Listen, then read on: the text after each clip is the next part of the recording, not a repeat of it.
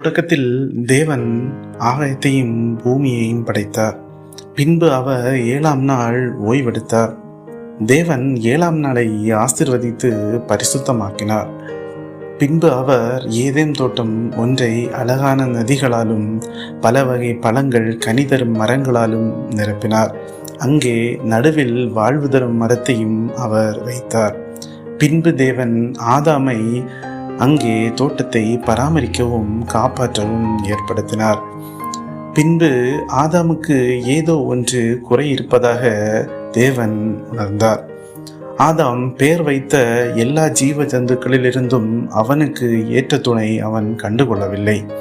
எனவே தேவன் ஆதாமை ஆழ்ந்த நித்திரை வர செய்தார்.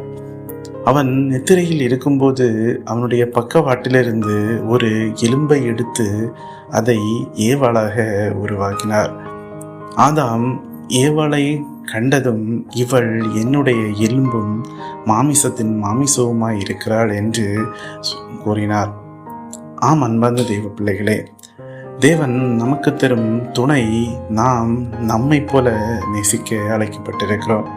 தேவன் நமக்கு இந்த செய்தியின் மூலம் தரும் கரு என்னவென்றால், நாம் தேவனுடன் நம்முடைய குடும்பம், நம்முடைய உறவுகள் எல்லாரும் ஏதேன் தோட்டம் போல தேவனுடன் வாழ வேண்டும்.